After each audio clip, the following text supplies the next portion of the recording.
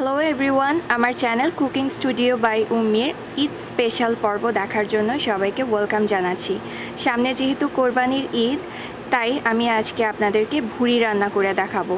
আপনারা চাইলে খাসি কিংবা গরু যে কোনো একটির ভুড়ি এই সেম প্রসেসে রান্না করতে পারেন। চলুন দেখে নেই পুরো প্রস্তুত প্রণালী যে কিভাবে এটা রান্না করতে হবে। আমি এখানে 300 গ্রামের মতো ভুড়ি নিয়েছি। আমার এখানের ভুড়িটা মোস্ট অফ দ্য টাইম সাদাই থাকে, কারণ এটা মেশিনে পরিষ্কার করা। সো এখন আমি ভুড়িটাকে একটা হাঁড়ির মধ্যে নিয়ে এর মধ্যে পর্যাপ্ত পরিমাণে পানি দিয়ে দিচ্ছি। পানির পরিমাণটা একটু বেশি দিবেন যেন ভুড়িগুলো ডুবে থাকে। এবার এর মধ্যে দিয়ে দিচ্ছি 1 চা চামচ পরিমাণ হলুদের গুঁড়া আর পর্যাপ্ত পরিমাণে লবণের পরিমাণটা এই পর্যায়ে একটু কম দিবেন, কারণ কিছুক্ষণ পরে এটাকে আবার রান্না করব। যখন রান্না করব তখন বাকি লবণটা আমরা অ্যাডজাস্ট করে দিব। এবার আমি চুলাটা জ্বালিয়ে ভুড়িটাকে প্রায় 20 মিনিটের মতো সিদ্ধ করব। এতে করে ভুড়িতে যে এক্সট্রা ফ্যাট অথবা কোনো ময়লা থাকলে সেটা চলে যাবে। সো ফিরে আসছি 20 মিনিট পরে। 20 মিনিট হয়ে গেছে, এখন আমি চুলাটা বন্ধ করে দিব। আমি একটা ভুড়ি তুলে দেখাচ্ছি। দেখতেই পাচ্ছেন এর উপরে যথেষ্ট পরিমাণে চর্বি জমেছে। এখন আমি এই ভুড়িটার পানিটা ছেঁকে ফেলে দিব আর এই চর্বিগুলো যতটুকু সম্ভব ফেলে দিব। এরপরে ভুড়িটাকে আরও 1-2 বার ভালোভাবে ওয়াশ করে নিব। আমি প্রায় হাফ কাপের মতো তেল নিয়ে নিচ্ছি। যখন গরম হয়ে আসবে তখন এর মধ্যে দিয়ে দিতে হবে 4-5টা লং, 4-5টা এলাচ, কয়েক টুকরা দারচিনি আর 2টো তেজপাতা। যখন দেখবেন গরম মশলার পাশে এরকম বাবলের মতো সৃষ্টি হয়েছে, সেই পর্যায়ে দিয়ে দিতে হবে পেঁয়াজ কুচি। আমি প্রায় 1.5 কাপের মতো পেঁয়াজ কুচি নিয়েছি। ভুড়ি রান্না করতে একটু পেঁয়াজ, তেল অথবা অন্যান্য মশলা বেশি প্রয়োজন হয়। এবার পেঁয়াজটাকে হালকা ভেজে নিতে হবে। অনেকেরই ধারণা ভুড়ি রান্না মানে হচ্ছে একদিন সারাদিন ভরে জাল দিতে হবে আর পরের দিন সেটাকে খেতে হবে। কিন্তু আসলে আপনি যদি প্রেসার কুকারে রান্না করেন তাহলে ভুড়ি রান্না করতে খুব বেশি সময় লাগে না। সেই সিদ্ধ করা থেকে শুরু করে লাস্টের বাগার পর্যন্ত ভুড়িটা রান্না হতে 2 ঘন্টার বেশি কখনোই লাগে না। সো এর জন্য দরকার হবে একটা প্রেসার কুকার, আর আজকে আমি রান্নাটা প্রেসার কুকারেই করে দেখাবো। যখন পেঁয়াজটা হালকা একটু ব্রাউন হয়ে আসবে তখন এর মধ্যে দিয়ে দিব খুব সামান্য পানি। পানিটা দেওয়ার রিজন হচ্ছে আমি গুঁড়া মশলা ব্যবহার করব, আর গুঁড়া মশলাটা কিন্তু তেলে সরাসরি দিলে পুড়ে যায়। সো এর মধ্যে হাফ টেবিল চামচ মরিচের গুঁড়া, আপনারা মরিচের গুঁড়া যতটুকু ঝাল খেতে চান তাই বুঝে দিবেন। হাফ টেবিল চামচ ধনিয়ার গুঁড়া, হাফ টেবিল চামচ জিরার গুঁড়া, হাফ চা চামচ হলুদের গুঁড়া, 1 টেবিল চামচ পরিমাণ আদার পেস্ট, 1 টেবিল চামচ পরিমাণ রসুনের পেস্ট, আর পেঁয়াজ বাটা আছে 2 টেবিল চামচ। এবার সব কিছু দিয়ে একসাথে নেড়ে আমি সামান্য লবণ দিয়ে দিচ্ছি। মনে রাখবেন আমরা সিদ্ধ করার সময় ভুড়িটা একটু লবণ ব্যবহার করেছিলাম। সো এখন আর একটু লবণ দিয়ে তারপরে আমি লবণটাকে অ্যাডজাস্ট করে নিব। এবার মশলাটাকে ভালোভাবে কষিয়ে নিতে হবে। মশলাটা কষানো হয়ে গেছে, দেখতেই পাচ্ছেন তেলটা উপরে উঠেছে, প্লাস মশলার কাঁচা গন্ধটা চলে গেছে। তখন বুঝে নিতে হবে যে মশলাটা কষানো হয়ে গেছে। এবার আমি দিয়ে দিব সিদ্ধ করা ভুড়ি।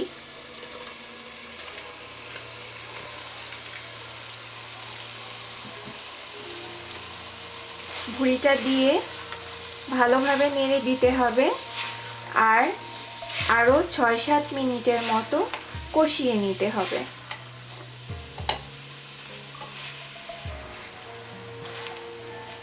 6-7 মিনিট হয়ে গেছে। এবার এ পর্যায়ে দিয়ে দিব আমি পর্যাপ্ত পরিমাণে গরম পানি। এমনভাবে পানি দিতে হবে যেন ভুড়িটা মোটামুটি ডুবে থাকে। এখন অপেক্ষা করতে হবে পানিটা যেন বলক আসে সেই পর্যন্ত। পানিটা ফুটে উঠেছে, এবার মিডিয়াম আঁচে আমি প্রেসার কুকারের ঢাকনা দিয়ে তারপরে ঢেকে 1 ঘন্টার মতো ভুঁড়িটাকে সিদ্ধ। ঘন্টার মধ্যে 2-3 বার অবশ্যই ঢাকনা খুলে চেক করবেন পানিটা শুকিয়ে গেছে কিনা। শুকিয়ে গেলে আবার পানি অ্যাড করে ঢাকনা দিয়ে তারপরে ভুঁড়িটাকে জাল দিতে হবে। সো আমি এখন ঢাকনা লাগিয়ে দিচ্ছি।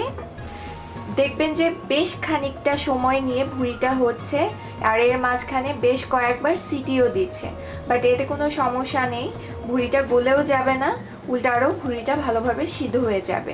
সো ফিরে আসছি 1 ঘন্টা পরে।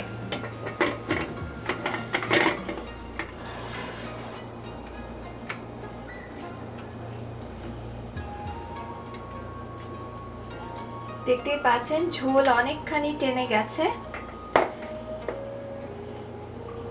ভুঁড়িটাও সিদ্ধ হয়ে গেছে। এবার আর কয়েকটা কাঁচামরিচ দিয়ে আমি চুলার আঁচটা মিডিয়াম থেকে একটু বাড়িয়ে পানিগুলোকে শুকিয়ে নিব। পানি পুরোপুরি টেনে গেছে, এখন আমি চুলা বন্ধ করে দিব আর ভুঁড়িটাকে বাগার দিব। ভুঁড়ি বাগারের জন্য একটা ফ্রাইং প্যানে 1/4 কাপের মতো আমি তেল নিয়ে নিয়েছি। এবার তেলটা যখন একটু গরম হয়ে আসবে সেই পর্যায়ে আমি দিয়ে দিচ্ছি 2টা শুকনা মরিচ। শুকনা মরিচ দুটো হাত দিয়ে একটু ভেঙে দিতে হবে। যখন দেখবেন যে এরকম হালকা বাবলের মতো সৃষ্টি হয়েছে, মরিচটা একটু গরম হয়ে গেছে, সে পর্যায়ে দিয়ে দিব 1/2 কাপ পরিমাণ পেঁয়াজ কুচি।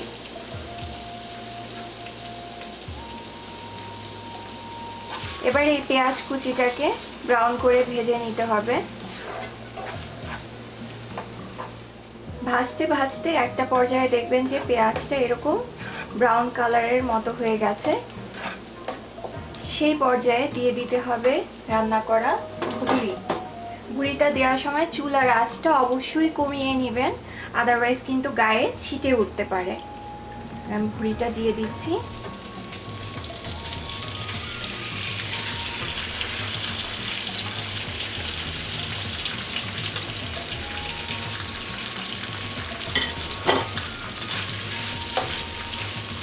সবকিছু ভালোভাবে মিক্স করে নিতে হবে। এবার 8 থেকে 10 মিনিটের মতো মোটামুটি হাই হিটে ভুঁড়িটাকে ভেজে নিতে হবে।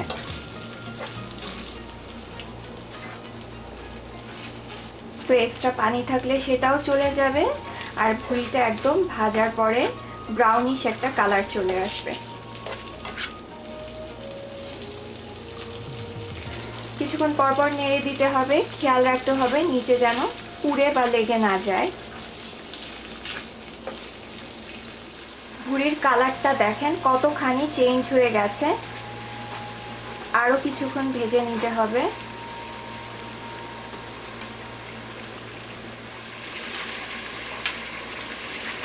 এখন আমি এটা তুলে নিব আর সার্ভিং ডিশে সার্ভ করব। আপনারা চাইলে আরও একটু ভেজে নিতে পারেন, এটা টোটালি ডিপেন্ড করে আপনাদের উপর যে আপনারা কতটুকু ফ্রাই খেতে চান। তো ভুঁড়ি কিভাবে তৈরি করতে হয় সেটা নিশ্চয়ই সবাই এখন জানেন।